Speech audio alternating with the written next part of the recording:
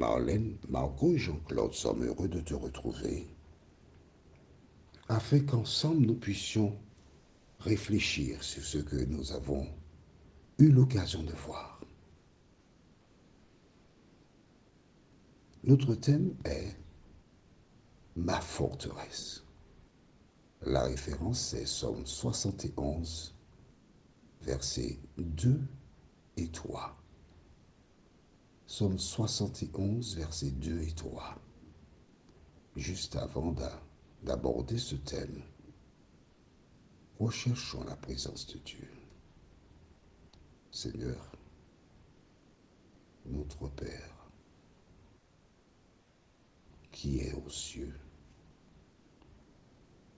nous sommes dépassés par ce que nous voyons. Nous sommes souvent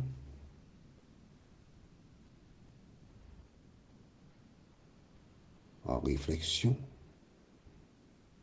en regardant tant de souffrances. Alors Seigneur, alors que nous prendrons le temps pour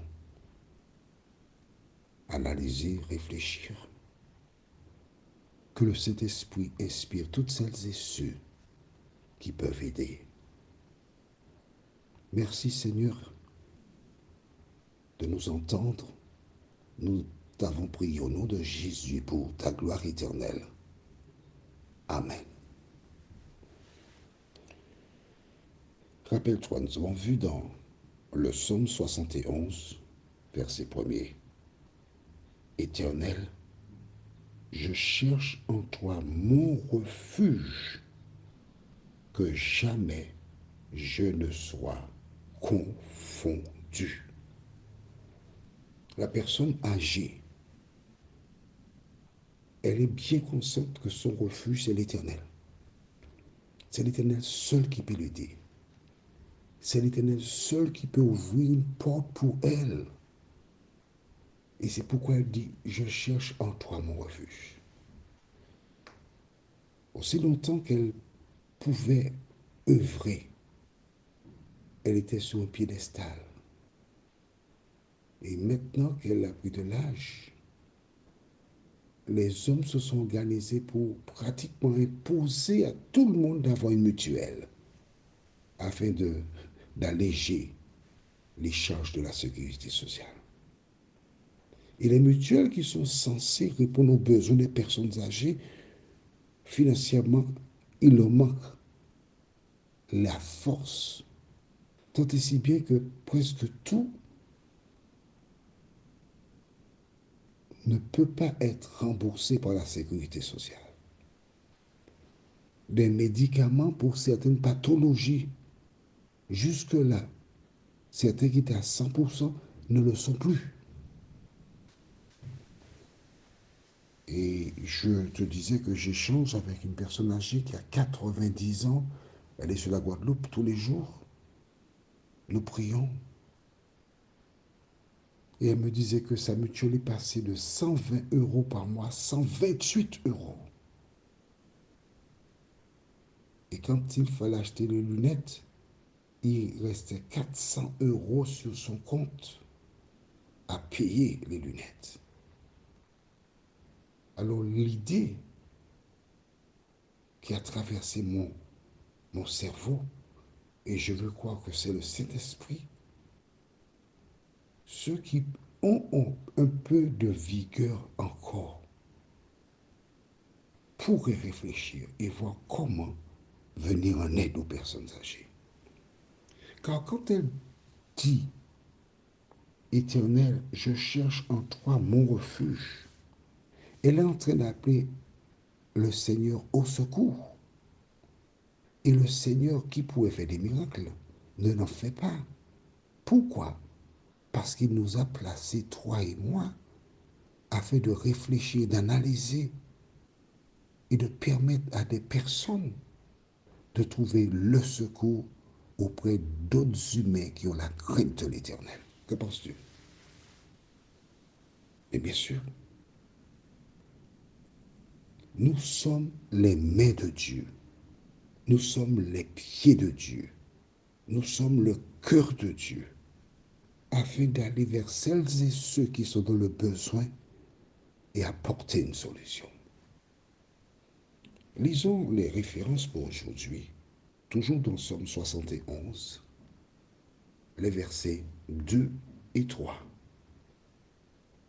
Dans ta justice, sauve-moi et délivre-moi. Incline vers moi ton oreille et secours-moi. Sois pour moi un rocher qui me serve d'asile, où je puisse toujours me retirer. Tu as résolu de me sauver, car tu es mon rocher et ma forteresse.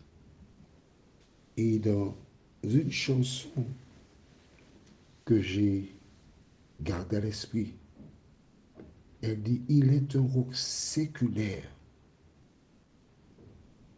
un roc sur lequel je m'appuie, un roc où je trouve tout ce qu'il me faut pour tenir au milieu de l'épreuve. Alors, quand nous lisons ces paroles, comment, selon toi, Dieu peut-il intervenir pour cette personne âgée? Parce qu'il pourrait faire de la nourriture sortie du ciel portée par des corbeaux, il pourrait le faire. Mais rappelle-toi, quand le jeune homme, le docteur de la loi, est venu vers Jésus, il lui a dit, bon maître, que dois-je faire pour hériter la vie éternelle? Et Jésus lui dit ce qu'il devait faire. Et nous découvrons que cet homme, aujourd'hui, est fortuné, mais indique aussi à Jésus de ne pas essayer de faire comme les fois précédentes. Alors Jésus lui dit, qu'est-ce qu'il faut faire?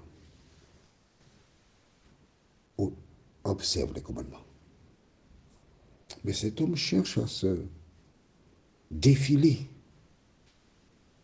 quand Jésus dit qu'il doit aimer ton prochain comme toi. Mais lui dit, mais qui est mon prochain? Et Jésus lui raconte à ce moment-là le récit que nous avons vu du bon samaritain. Un homme qui a été battu par des brigands et laissé pour mort. Un sacrificateur qui passait dans le secteur, l'ayant vu, passa outre. Un lévite passa outre. Je te rappelle que lévites ou sacrificateurs, ce sont tous des descendants de Lévi, responsables du culte au sein du peuple d'Israël. Ces deux dignitaires, dirigeants, passèrent outre. Mais c'est le Samaritain qui s'arrêta, qui pensa les plaies du blessé, qui le mit sous sa monture, et il se chaussa afin de se rendre vers l'hôtellerie avec ce blessé. Ce qu'il y a de beau dans le récit,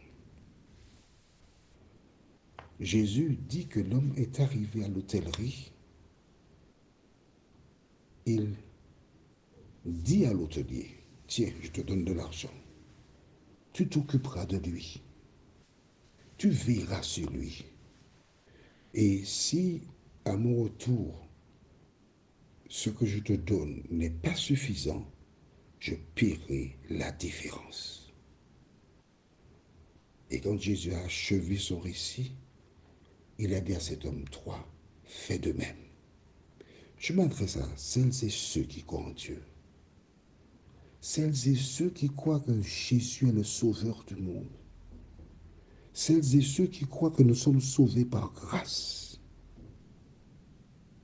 Quel procédé Dieu a-t-il mis en place afin de venir en aide aux personnes qui sont en difficulté? Selon toi, quel procédé?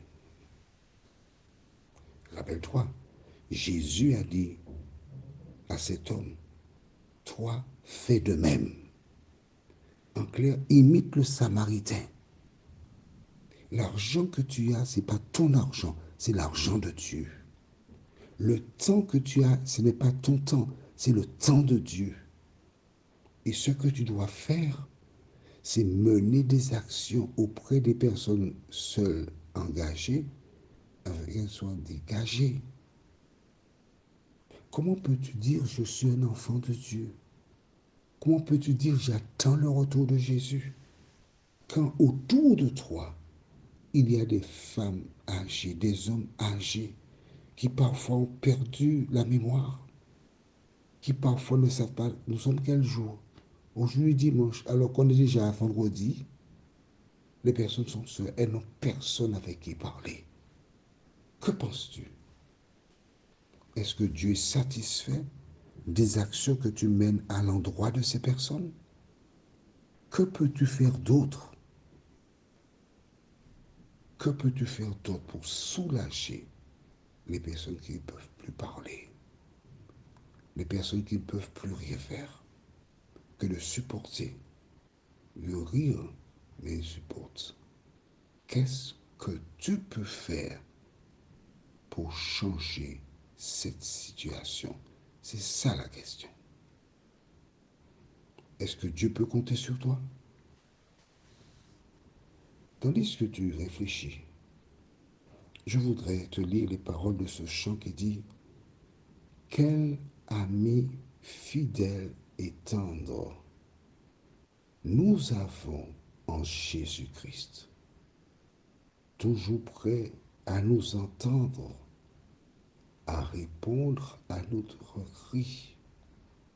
Il connaît mes défaillances, nos chutes de chaque jour, sévère en ses exigences, il est riche en son amour. » Amen.